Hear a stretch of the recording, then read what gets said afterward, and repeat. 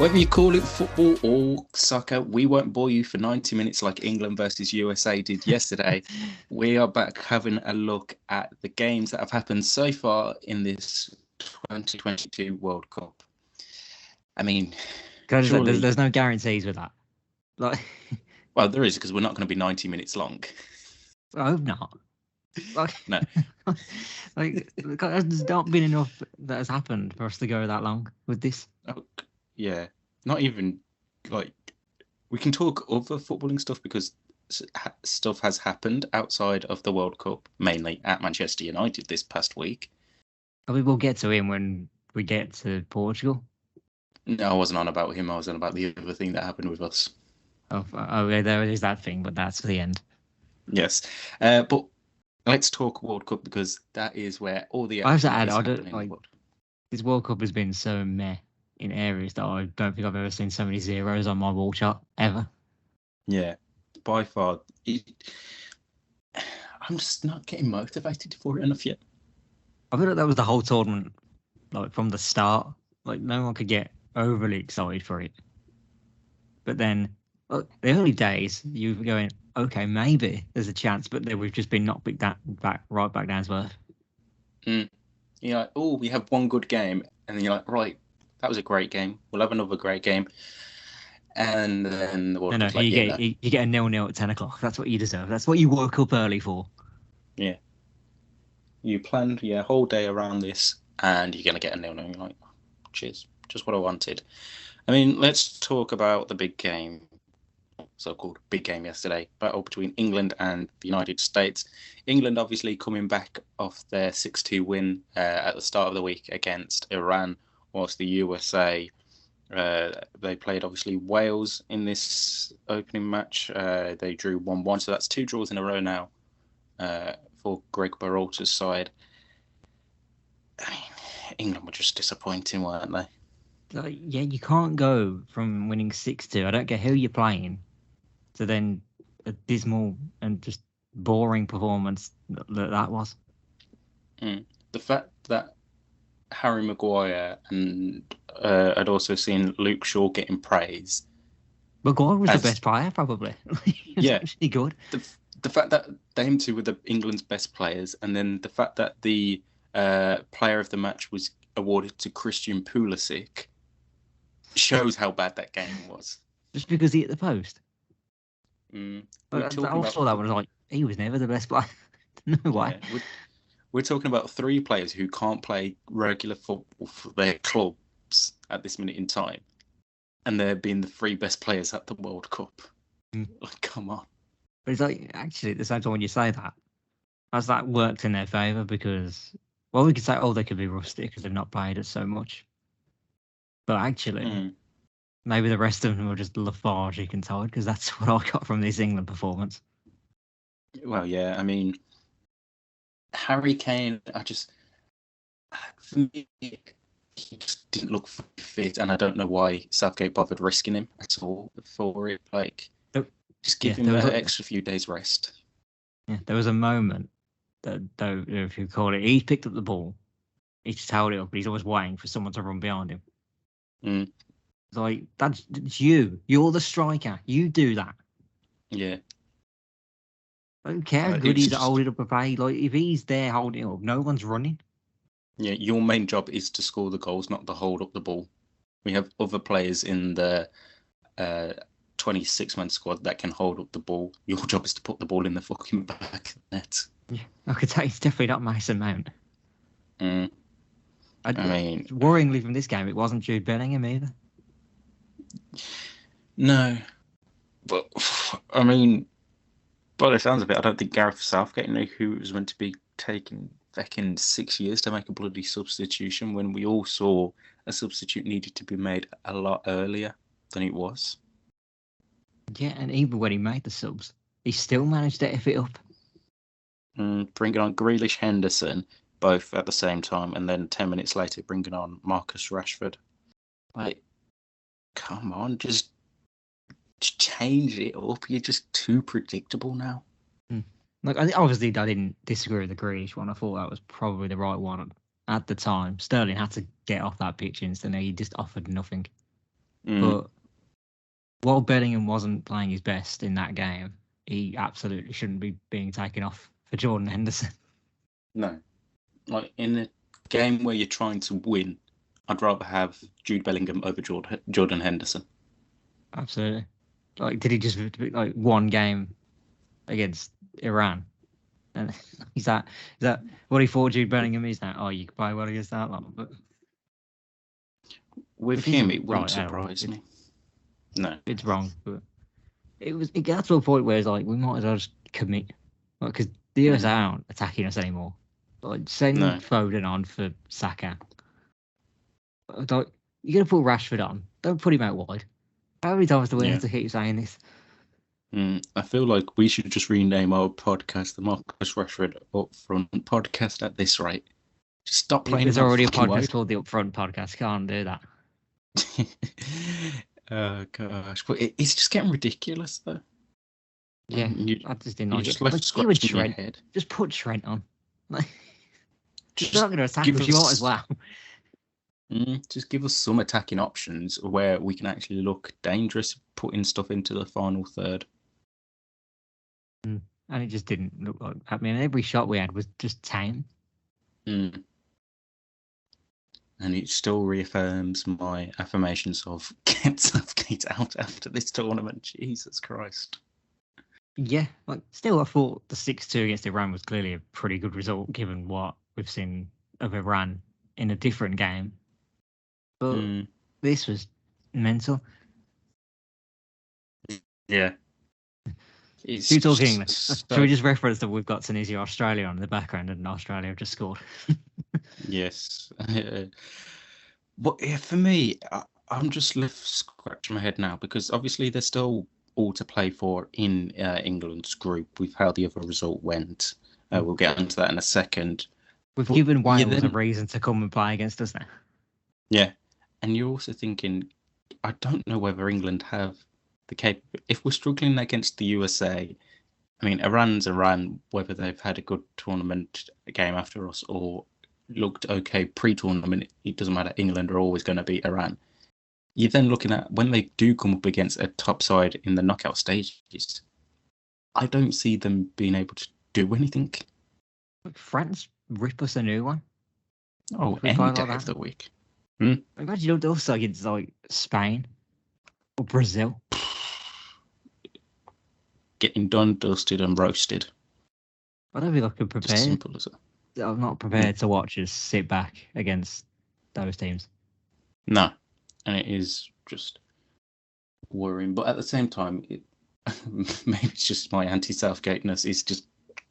I was so tempted to message you last night. Yeah, your team USA, ain't you? You're there and you're just saying, I believe that we will win. No, I did like that they did chant that in the stadium and they was instantly responded with, what the fucking hell was that? Yeah, I mean, let's be honest, the USA aren't known for their chants, but I was disappointed we didn't get a fight and win, if I'm honest. Fight and win. Like, calm down, mate. This isn't fucking 1776 again. Look, this was a big win for them. Oh, yeah.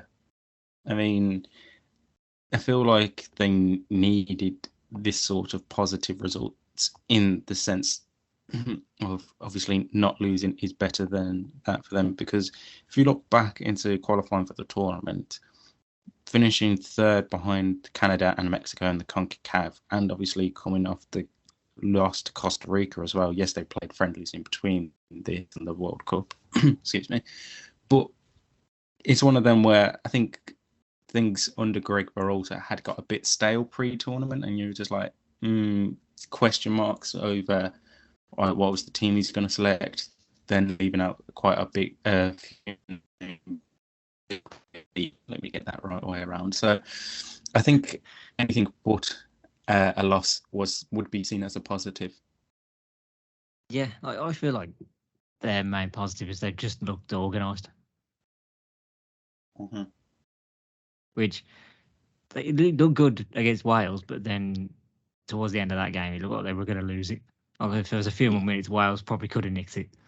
But then this one, they never looked like conceding at all. And they probably should have won, given the chances they had. Yeah, absolute solid at the back. And Matt Turner in goal made some good saves. And I think it was definitely warranted a draw for them. Maybe, like you said, definitely should have won. The other game in Group B, so Iran beat Wales by 2-0 in possibly the craziest last 10 minutes of football we've had at this World Cup. Trying to be, so far. I guess it is that. It's that added time, innit? Finally get to talk about this added time. Jesus Christ.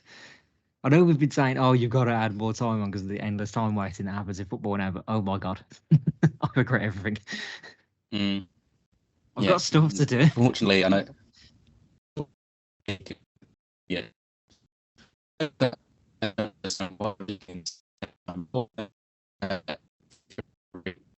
Kalina came out saying basically for every goal celebration, every substitution, the time will be added on as like a minute per one of these things, so that a game is actually. So it's like a game is actually 90 minutes. It's Kalina. I'm not going to tell him he's wrong. No, Jesus Christ, he can tell me. He looks the exact same. Yeah, because I can't remember whether it was ESPN or another American broadcaster actually got him to explain it all. So yeah, that's why we're seeing a minimum of like 7-8 minutes added time per half at an absolute minimum this World Cup, because they're wanting to have it more pretty much like a full 90 minutes in there, which, like you say, is making games feel 10 times longer. I mean, if we flip back to England's first game, 14 minutes in the first half and then 10 in the second half, so playing an extra 24 minutes. Jesus Christ, that game just lasted forever, that one did. But that was the fault of Iran themselves not being sensible enough to take the goalie off in the first place. Yes. Anyway, let's talk about positives for Iran, because beating Wales 2-0 with Rezeba Cheshmi and Ramin Rezaein scoring in the 98th and the 101st minute. My maths is correct. Yes. 101st minute. Yeah. For Iran yesterday, after Wayne Hennessy had got sent off for what can only be described as a fly kick to the head. It was if any all elite wrestling fans out there, that can be described as a V trigger. That's what that was. It was a bro kick to the face. How was that not an instant red? Yeah, the fact that he had to go to VAR to be changed to a red card was like... Even VAR was going, don't come to me, bro. You know what I'm going to say. That's like, why have you came to me for? Like, it's clearly a red card. What on earth are you doing? Poor result for Robert Page's side, obviously. But I think the Welsh can't be too down and glooming because of the England result afterwards. I mean, yeah, obviously you don't want to lose a game. You see them coming out of the stadium at the end of all the clips. Jesus Christ. Brilliant, absolutely. They always prefer not being in a World Cup, you'd think. Definitely. But I think the positive from yesterday is the fact that England didn't win, so that means there is still the possibility of them going through in that group. I mean, they've got to beat us 4-0 and hope that the USA beat Iran. That's literally all we've got. Well, quick looking at things. England's goal difference is 4, Iran's is -2, USA is 0, and Wales is -2. So they're 6-0 now. Yeah, 6, not 4. I don't know where, because I was just before. I saw 4, I think. I don't know how well, but I think that was before the Iran late goals when it came up. I was going to say, because I was downstairs doing myself a drink before I came on, and my dad had the radio on, and they were doing the news, and they were saying that Wales need 4 goals to go through. I'm like, no, they don't. They need 6 because of the goal difference. Like, do you not know how goal difference works? They're on -2, England are on +4. That's a goal difference of 6 last time I checked. Dude, yeah. So, yeah, my math skill is saying it. It's one of them where it's more likely that England will be through unless something crazy happens. Yep. Shall we Do we leave Group B now? Yeah, I mean, the more we leave it, the better for me because I can't stand talking about that group anymore. Do you want to talk about Group A then and try and wax lyrical in that one? Just Cody Gakpo's a star. Yeah, he's carrying that team. Say about he's going to carry that team. He's not carrying the team; he's carrying the whole group by himself. Oh no, he isn't. Ecuador are carrying this whole group. Ecuador. But is that not just thingy Enna Valencia? Well, we don't know now. Like, that's the problem, isn't it? Because he was stretched off, but he did get out the stretcher and went to walk to the bench.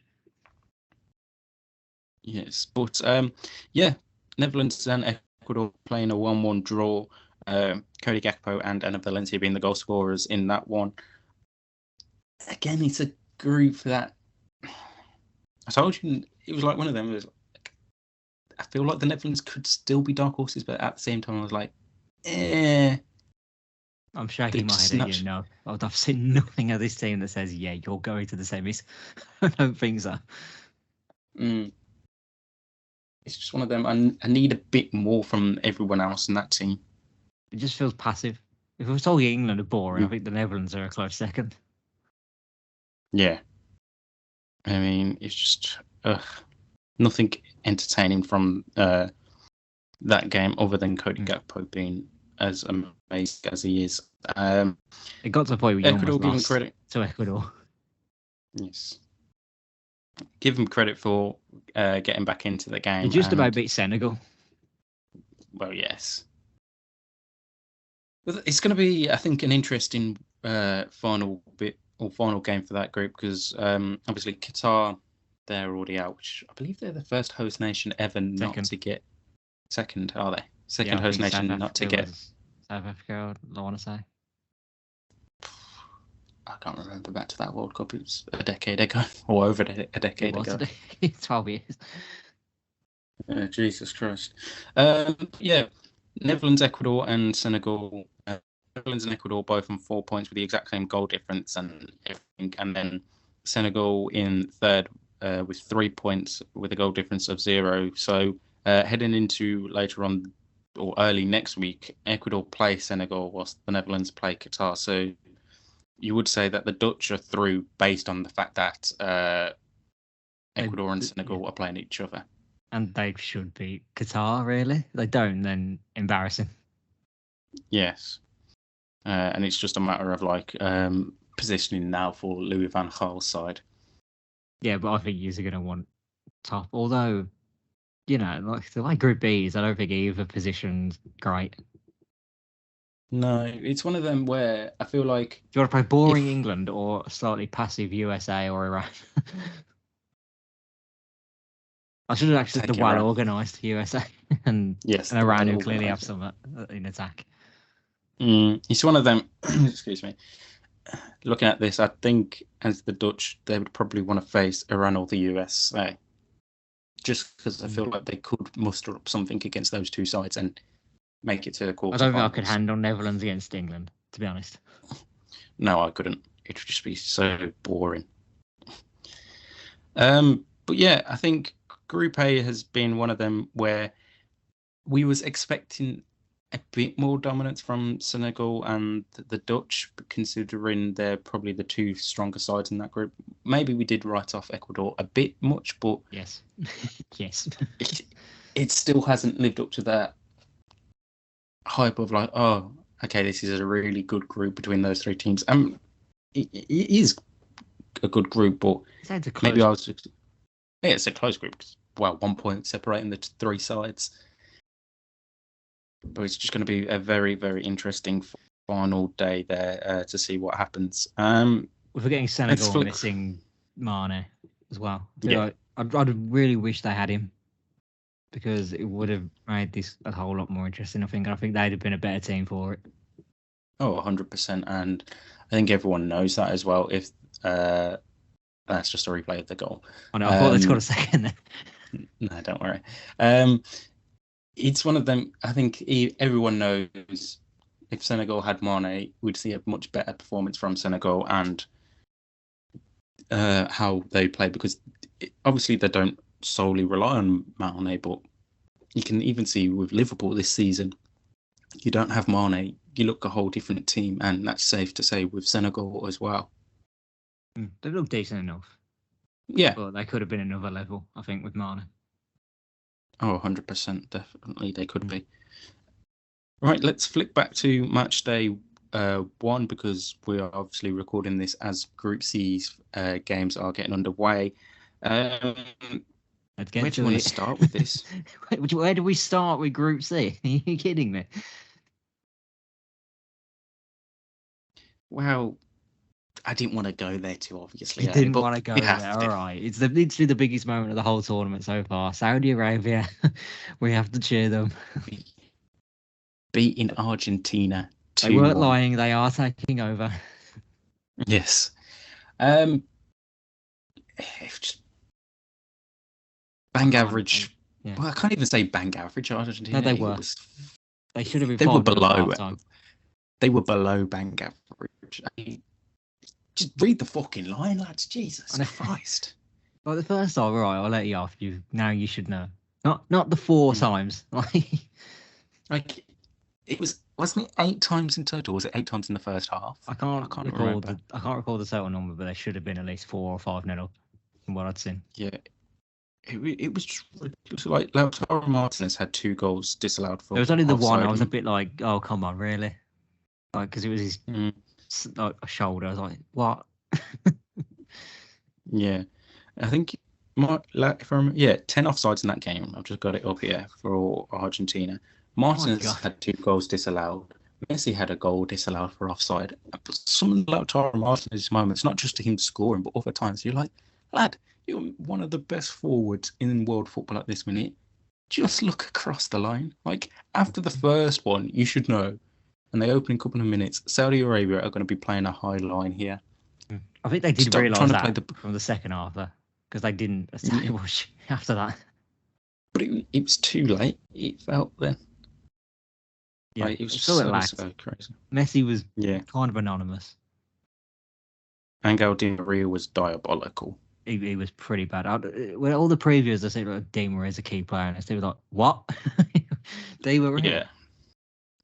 Like, and then can we just talk about that defence? How on earth is Christian Romero, who hasn't featured for ages for Spurs due to injury, and 34-year-old Nicolas Otamendi getting ahead of Lisandro Martinez?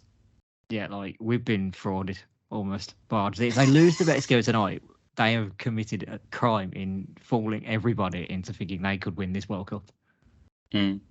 I mean, from the reports I've seen since that game, Lisandro Martinez is meant to be in from the start. You'd think so. He fucking has to be. Jesus Christ, if he isn't. Take nothing away from Saudi Arabia, though. 2 really good goals, especially the second from Aldaz. Wow, what a goal that was, man. That was beautiful. I mean, it's unfortunate it had to happen in front of the best goal in the world, but... It was a good goal. Your best goal in the world. He is the best goal in the world. Yeah. Personal opinions. That is not the tournament. You don't count. I wasn't saying him. I just don't need him. Marc-Andre ter Stegen. Ter Stegen? Oh, get out. Not obviously based off this game, but Ter Stegen can't even get the Germany team. No, but I was on about in general. He's a really good keeper still. It's Courtois. I'm doing it for a bit. Everyone knows Thibaut Courtois is the best keeper in the world at the minute. I was trying to give you a conversation. I'd hated that Emi Martin, there were only 2 shots he had at him and both winning. I was so annoyed at that. Yeah. But hopefully Argentina show up and give us something exciting to watch later on. Mexico, Poland, though, afterwards. Jesus Christ. But Mexico had enough there to go at them a bit more, and they just didn't. Poland were there for the draw. Yeah, and Lewandowski's penalty was shite. Terrible. I think that's all we need to say about Group C so far. I hope Argentina Mexico is good later. It needs to be. Yeah, we need a bit of excitement later on. Into Group D now, and we are obviously talking whilst Australia are playing Tunisia in their second game. Denmark, France later on. So first game talk about Denmark versus Tunisia, 0-0 draw. Again, Denmark really didn't offer much. I was expecting a bit more from them. For all the hype I think people had given Denmark as well, including us saying, "Oh, dark horses here." Yeah, they were nothing. I was more impressed with Tunisia. Yeah, they were. Honest. Which isn't saying much. I've not watched much of this one, but I think they've been crap. Yeah, definitely so. Expected more of the Danes, like we said, but they just failed to deliver. They kind of need something from this France game, otherwise they're looking a bit bleak. Oh, definitely so. Speaking of France, comfortable 4-1 victory against Australia. Olivier Giroud scoring a brace, now taking him tied for the most goals. No, because the Netherlands has got 3. No, I meant all time for France. Oh, all time for France. Yeah. He's equal with Thierry Henry. You got to say the important part first. Yeah, sorry. Yeah, France look absolutely ruthless. Wow, they went behind. I think that got everyone excited. Yes, the curse still lives. But then GQ stepped up and was like, "Yep, I'm here. I am a sexy motherfucker, and I will show you why I am still great at football." Josh, why didn't we have him as golden boot with Benzema injured? He kind of had to step up then, didn't he? Maybe because we was thinking Mbappe would steal the show. Which, in a way, he still did. He was still pretty good. Yeah, getting a goal and an assist as well, and looked really good in that game. But yeah, France looked solid, like you say, despite going behind early on to Australia within like 10 minutes. Got back into the game, and I'd still be intrigued to see a team against France to take it to them. Yeah, I mean, no disrespect to the Aussies, they're not on the same level as France in terms of quality. So I think Denmark later on will be a better litmus test to see how France are really doing at this tournament. And obviously, I even think for Denmark as well, it's a proper, can we actually show that we are something and we're not just a fluke here or they've got to be written over. But I think 100%. Staying organised and sneaking a draw will work for them if Tunisia and Australia stays 1-0 as it currently is while recording. Yes. I know they've got to play Australia after this, but yeah, you want to be level with them. Yeah. Into Group E now, and before we talk about Spain's masterclass against Costa Rica, Germany. Oh, Germany. Have we misread? Well, has one of us misread how this group's going to go? Well, I said maybe one of them. Spain will go Don't tell back maybe I should have said Germany. Spain as finishing bottom of this group. Maybe it should have been Germany. What you need is, it's the Shaquille O'Neal picture that's being shared. Perhaps I owe you an apology. I've misjudged you. I actually used that for a basketball. I actually used that for a basketball game recently, but enough about that. That is you. Talk about that another time. It's Germany who are finishing bottom. Yeah, Germany, massive frauds. Credit to Japan, took it to them. Looked like they wanted it more. Yes. Go by the second half, yes, they did. Although even the first half, they looked okay. Yeah. Don't roll Japan off. They looked interesting in the qualifying, and clearly they still have something about them. Even in the last World Cup, they were all right. Yeah. I mean, they finished second in qualifying, only 1 point behind Saudi Arabia in qualifying. Looking really good. And like you said, I think they have potential, especially if they get a decent result against Costa Rica tomorrow. You've got to put they could still top this group. Yeah. That's the thing, because Spain, Germany, they're coming up. So if Japan beat Costa Rica, or even a draw, you'd say that's Japan through to the knockout stages, realistically.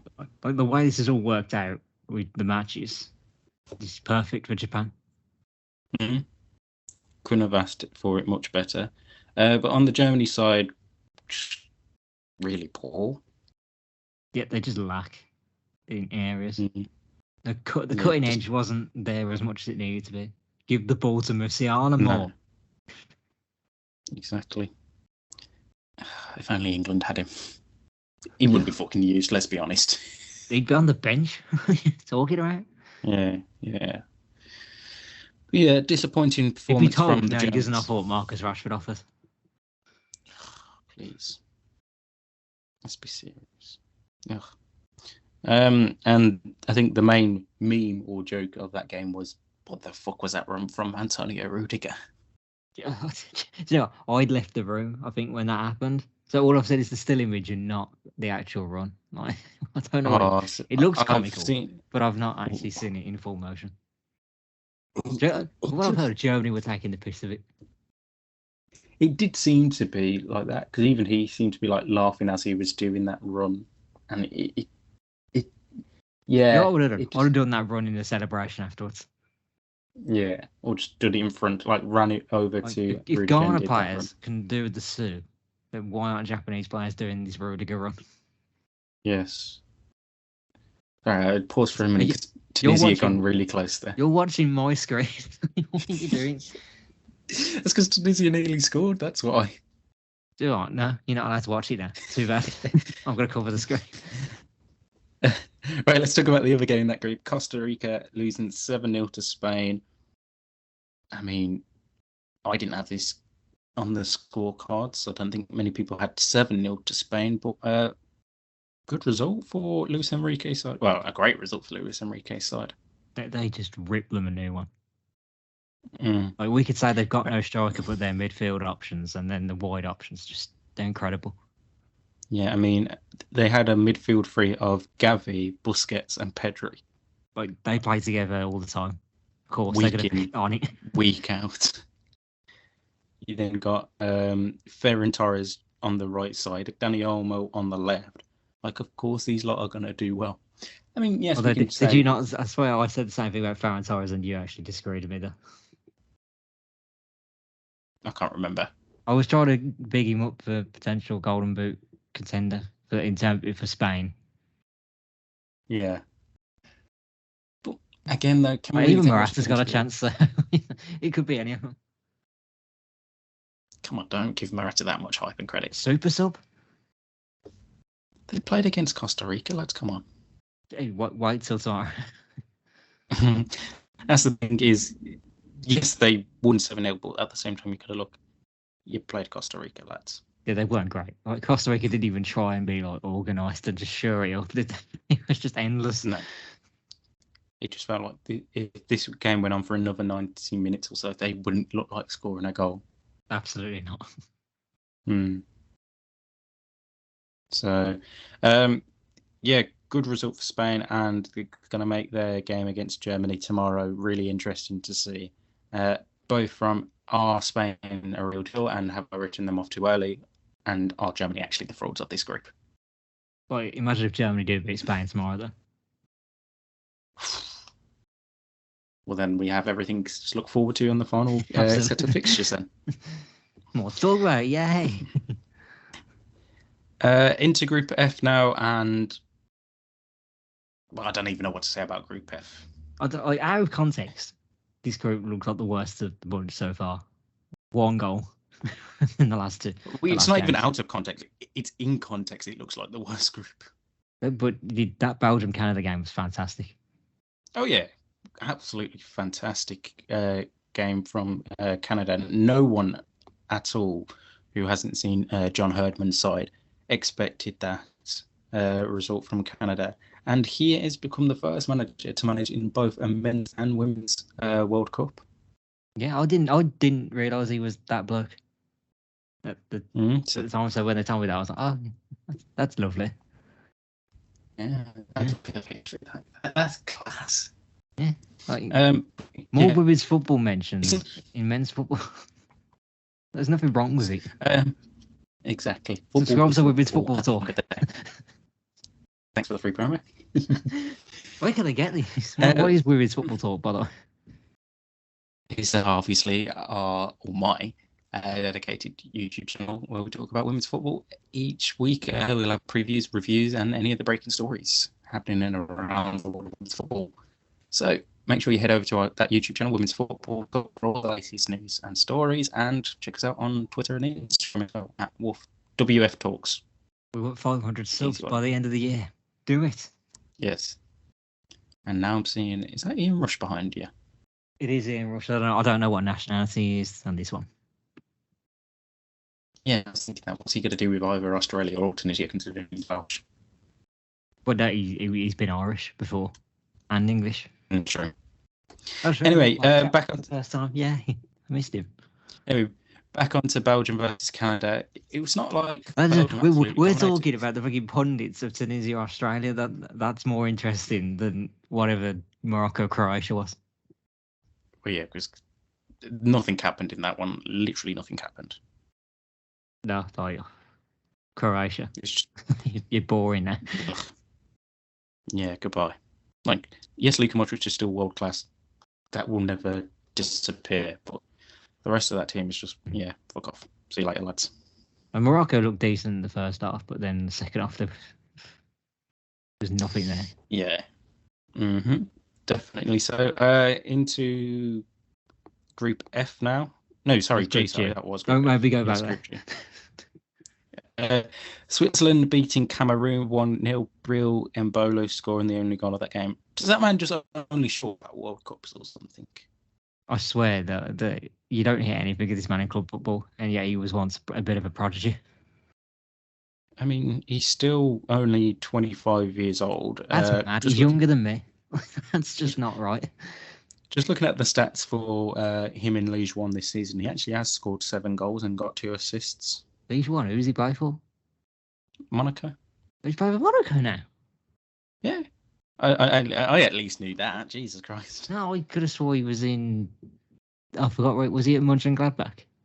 Yeah, he was at Mönchengladbach, but then I don't know if it was this past summer or the summer before he moved to Monaco. I didn't realise he moved.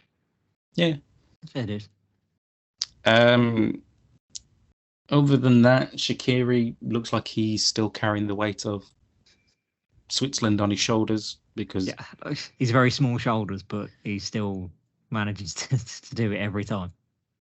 And then from a Cameroonian point of view, they just didn't offer anything.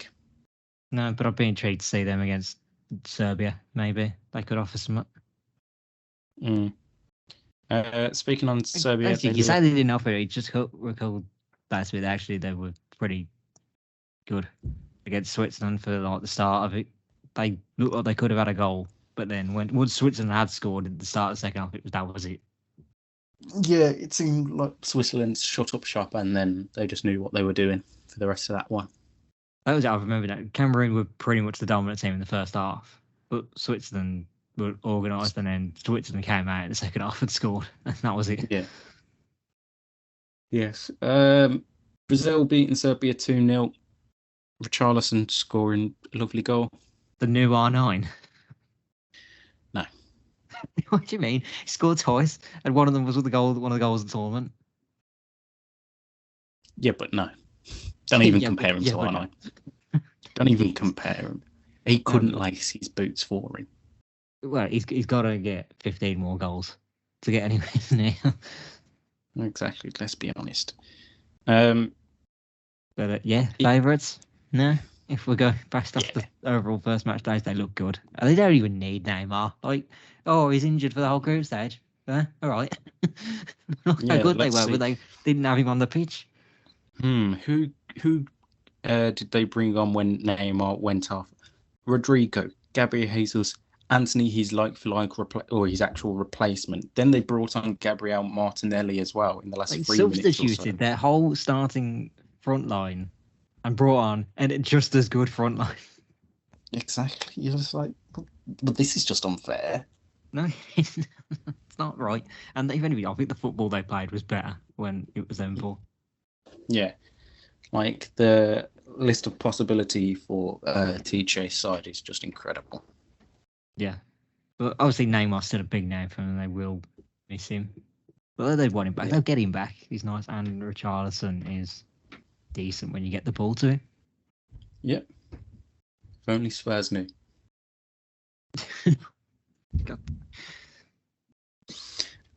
Group H now. I still think they're missing a Douglas Luiz in midfielder. Shut up. What did Fred do when he come on? He's actually quite decent. But then again, you are already 2-0 up, so is there much of a job you actually need to do? No, absolutely not. I was actually disappointed with Serbia.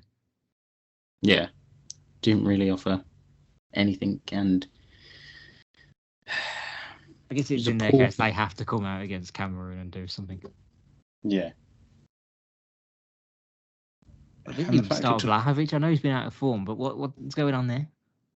Yeah, it didn't come on until the 66th minute. Although I saw one of the chances he tried to do, I went, oh no, that's why. Into Group H now, Uruguay and South Korea. Anything to say on that apart from Heung-min Son needs a smaller armband? And a better mask. Yeah. As well. Other than that. You notice that all the Korean fans are wearing masks now? Yes, I did. I gotta admire it, to be fair. I didn't think this was one of the better nil-nils. This was okay. Yeah, I mean, it wasn't a dull 0-0, but at the same time... But Darwin Núñez still can't score for shit. The man had tapping, and he missed it. Also, Facundo Pelestri playing, Jesus Christ, how the hell is that man? Like, this man can't even get a game for United. Yeah, and he started. Yet they didn't take Alejandro Garnacho, who is starting for Manchester United. I thought he was Argentinian. Yes, sorry, my bad. That's why. Argentina could have done with him. Blue and white South American team. I got mixed up for a second, but yeah, it was a good 0-0, but I'm just wanting goals. And we've had too many 0-0s in this tournament. Like, considering the Russian World Cup only had one, like this is always going to look terrible. Yeah, I mean 4 0-0s in the opening match day, and then obviously take into account England versus USA yesterday. You just like, when you look at all the games that ended 0-0, you go, yeah, these are all teams that just seem negative actually, so it's not too surprising. And then I'm worried that we're getting this many 0-0s now. What the hell is it going to be like in the knockouts? Probably just a bunch of 1-0s. We'll get so many extra times, don't we? As long as we don't go to fucking penalties, Jesus Christ. We're going to get so many extra times, and then we're going to get 10 minutes added on to the extra time. And then potentially like another 20 minutes or so of players taking fucking penalties, and you're like, oh, for God's sake. Yeah, just give it the longest tournament ever. I would go. Should we wax Portugal then? Yeah, managed to beat Ghana 3-2. Just about, considering Diogo Costa made a big fuck up. I've never been so heartbroken for a bloke in all my life. Not Diogo Costa, but Iñaki Williams. My God. Don't slip there. If he really had the greatest moment of the whole tournament, and he just so close. He was so close. It's always karma for him, like changing his nationality. Yeah. Portugal winning though 3-2. Bruno Fernandes had a really good game, getting 2 assists for João Felix and Rafa Leão, who looks still the real deal. Rafa Leão just smiles every time he does something decent. I mean, smiling before he even scored that photo. Oh, that's just beautiful. That is. Yeah, I just find it funny that all the Chelsea fans waxing lyrical about him on Twitter. Like, ain't with you, lads. Yeah, he's signing a new deal at AC. You're signing Penalda. Yeah, they can fucking have him. They literally can now. He is a free agent. Let's talk on that then. I don't want to, but I'm on World Cup brand, but you forced me into it.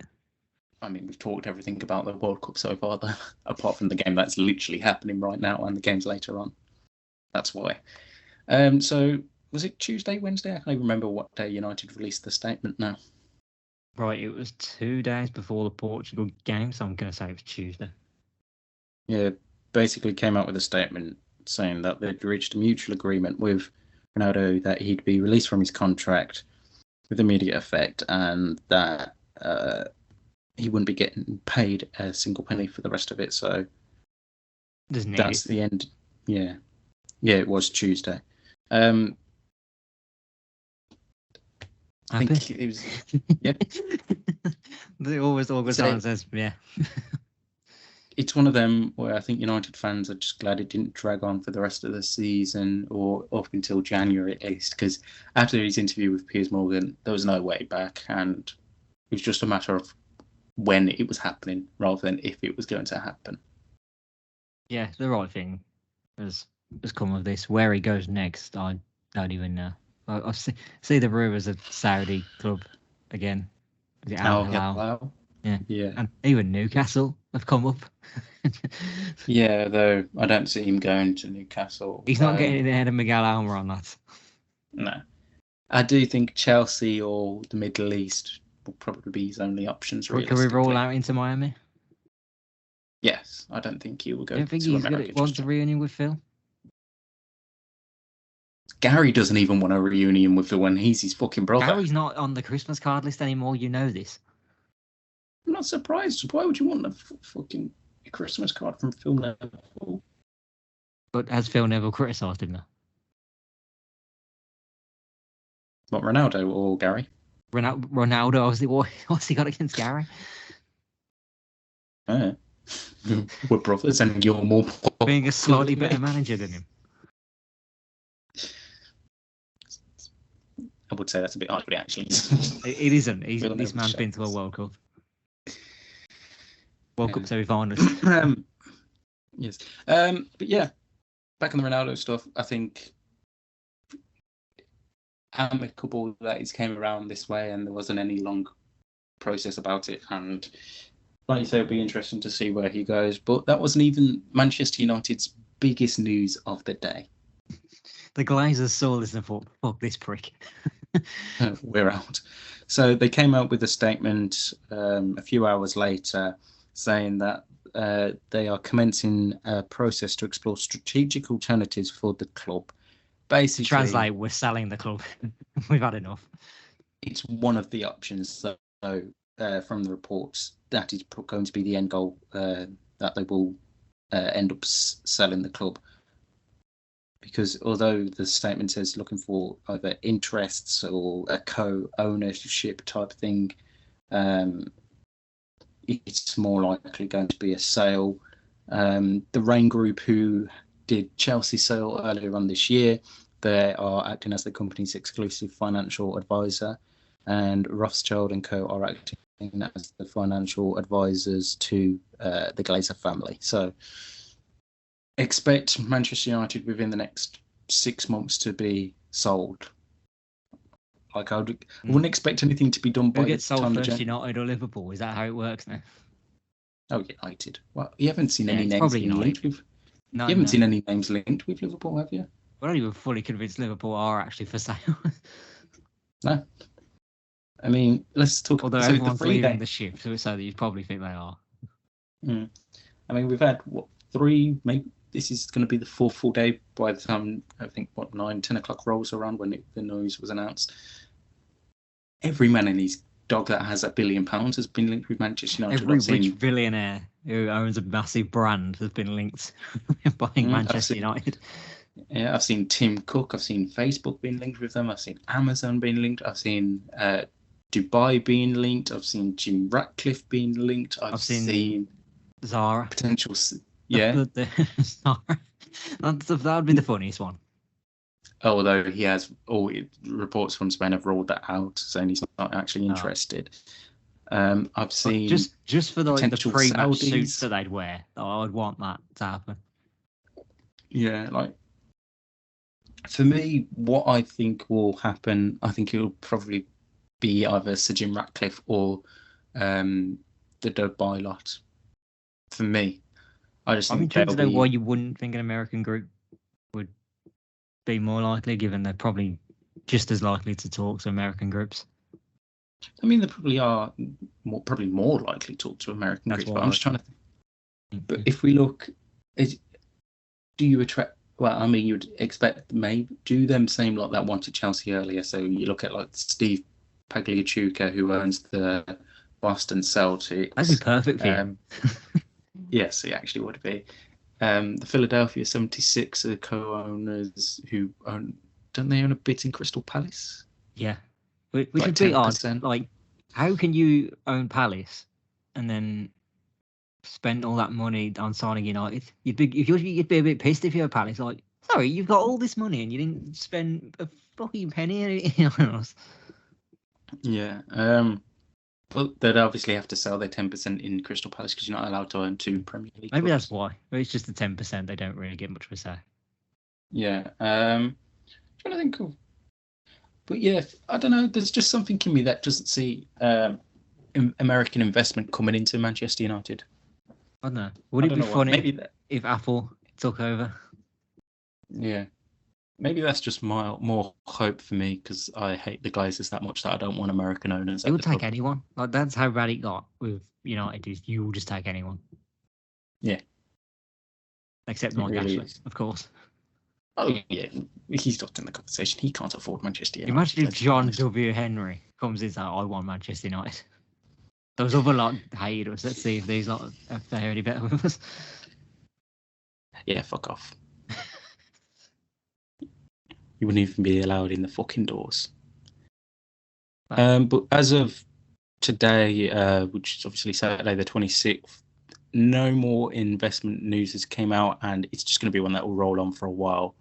But I think for me, if we look at this on a true basis, probably come March, April, you'll probably see the end of it all. United will have new owners by then, and then it'll be next summer where you see like the splashing of the cash and players coming in and out. I'll just add the thought because you're playing Manchester United are playing Barcelona in the Europa League. Yeah, in early February.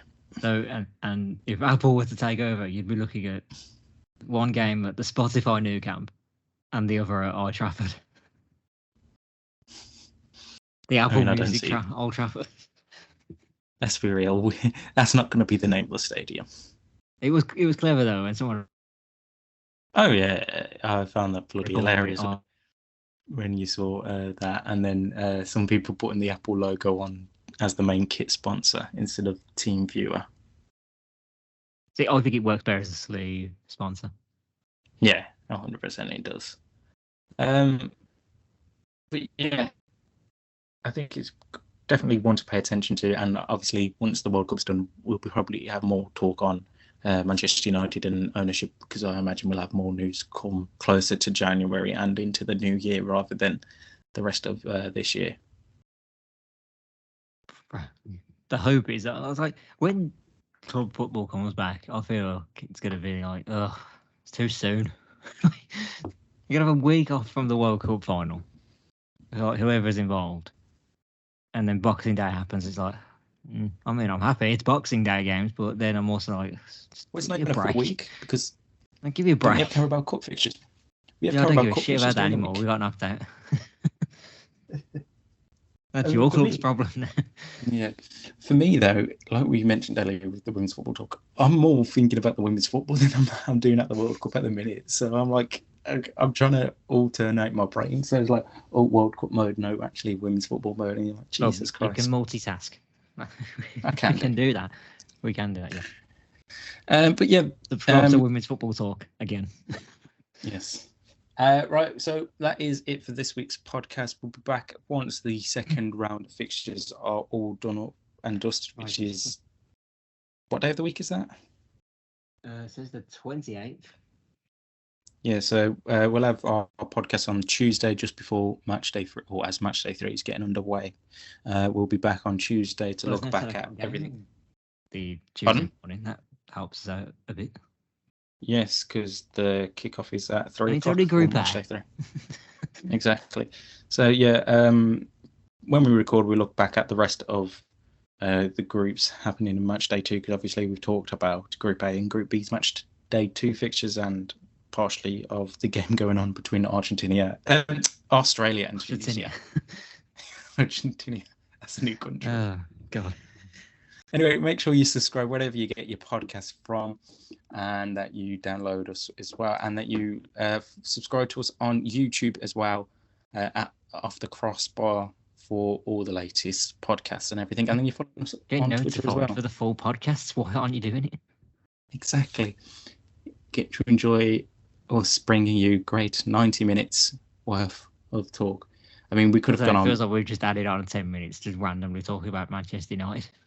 Yes. And we haven't even got into some of the stuff about the fucking made-up attendances at these stadiums as well. That's for the end. I can't wait. Yes. Well, until next time, we'll see you soon.